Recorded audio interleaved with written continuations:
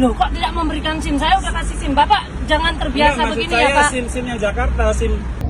Sampai saat ini, mohon maaf sekali, belum ditemukan adanya pelanggaran oleh anggota. Hari ini kami turunkan tim untuk mencari tahu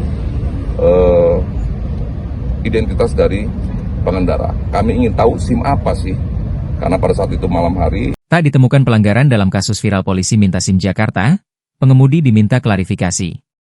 Belakangan video insiden permintaan SIM Jakarta oleh Aibtu Tarmono di Tol Jor viral di media sosial.